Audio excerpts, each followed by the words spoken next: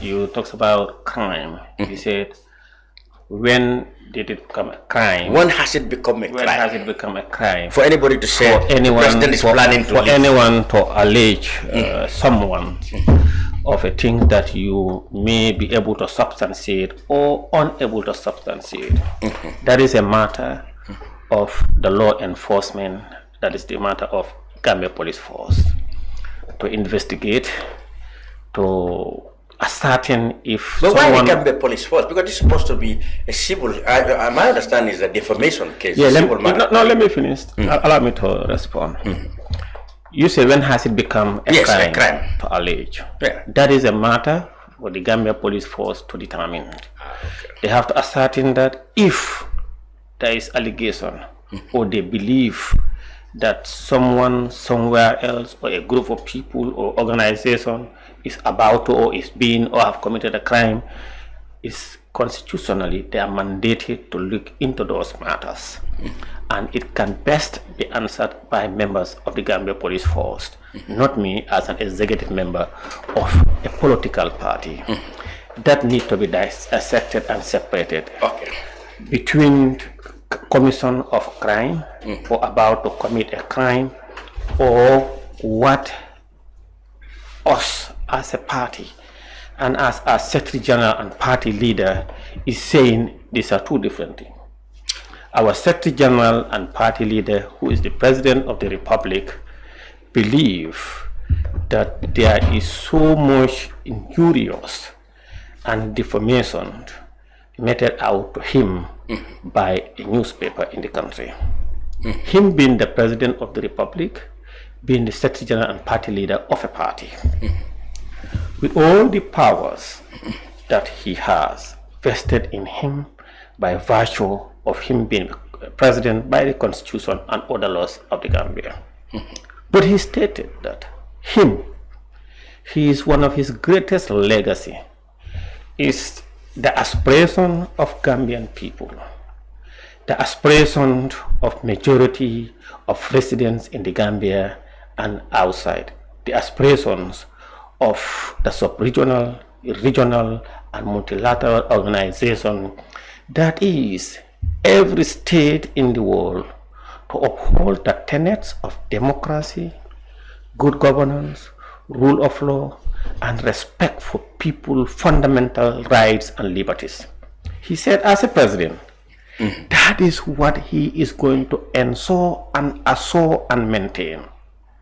He forego whatever instruction or whatever powers vested in him by the law, but he said he is going to follow due process like any other ordinary person. Now, what offended him? Let me come.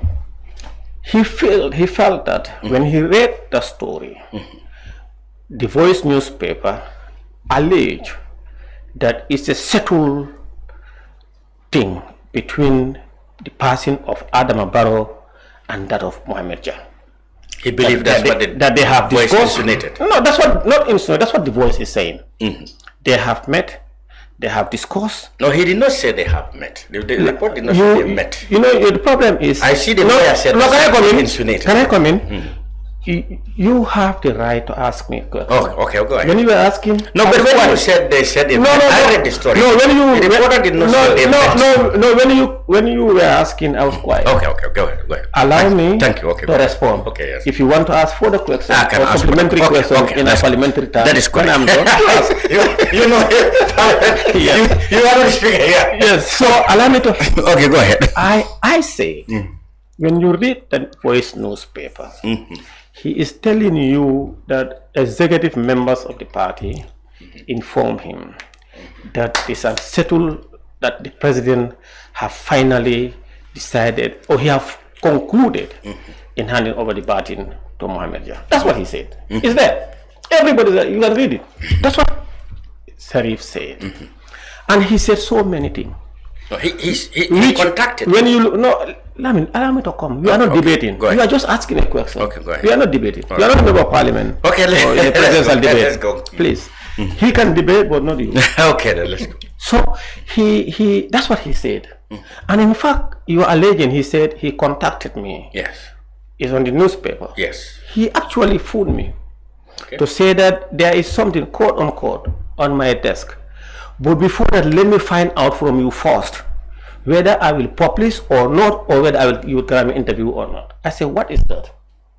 Then he said, there are people who told us that the president have finally decided to hand over to Mohamed Jah. I said, who is it? The national executive member. I said, Musa, I am not going to grant you interview. And he said, no, it's not interview. You are not granting me interview. I want to find out the veracity because it is hot. It's kind of some incriminating. Before I publish it, I need to know. I said, who are they? He said, no. I can assure you it's 100% guaranteed, and it is true that had happened. I said, that's news to me. You said, who said that? Musa Sharif or Musa Sharif? Justice. I've never spoken to Justice. Okay. I don't even know who is Justice. Okay. Musa Sharif told me on the phone. I said, Mr. Sharif, just last week or 2 weeks ago, you had the president say, and you saw him about a month or so in our bureaus. But who is telling you this, Mr. Sharif? He said, no, you know, my source, my man beat me yesterday. I want to know. I said, Musa Sharif, I am not granting you any interview. He said, I agree, I accept it, you are not granting me interview, but let me go back to the story. Let me look at it and contact the person who brought the story, then I will get back to you. Or maybe if I publish it, then I will call you for the action. That's what I agreed with Musa Sharif. He said something, I said something like you. Then the following day, when I read the paper, I saw not only alleging falsely that the president have concluded with that secret meeting or whatever, because when you read it, you have to analyze it, that the president,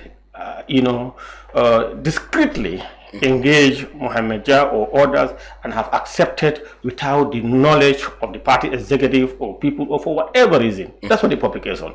And even on Tuesday, he's justifying by bringing the issue that Mohamed Jah was in China with the president, and that in fact Mohamed Jah is about to leave for the United States to go and meet up the president where he is.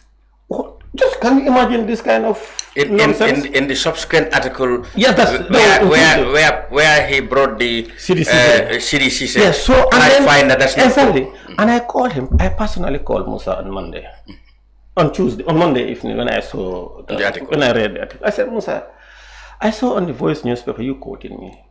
Musa, have I granted you interview? He said, no, I'm sorry. I said, Musa, you cannot do that. He said he's sorry. Billahi illazi la ilaha illahu. I said, Musa, you cannot do that. You've contacted me and you choose to put this thing, and in fact some of our discussions and what you told me, you did not bring it. Because if you choose to infringe on my rights, I said, you see, people have rights. Liberty, freedom of the press enshrined in the Constitution, but in the same Constitution subjected that freedom to the rights of other people and order. They're all there. I said, Musa, you owe me an apology. He said, okay, maybe I only do a stop press. I said, no, you must state the fact that I have not granted you interview. I told you and you agree, and you went and published without me telling you, apologizing. He said, if I had done that, it's going to be, my credibility and my paper. I said, okay, that's your credibility. You are after your credibility and your paper, but not my credibility as a person. Then he said, no, man ak yow depuis yaa ngi napsa, xam naa la, loolu dafa bon si man, loo wax I can do it, but it will be a problem. I said, Musa Sharif, you have already created a problem. You said the president have done this and that, and you knew very well that's false. Again, you are also telling people you spoke to me, I've granted you interview, and you know that is false. He said, I said, the stop press only is not enough for me. He said, but if I do that, maybe between me and you now, langa buga man, hamga, bilay lima def, bahuti hamga man, lo buga dama la ko de, yawta manako degala. Man tamit dama de buga dara, at the last minute, nala ko nala, don't go to press, I'm sending you something. I just send you and you publish it. I said, it's up to you. That's how we ended.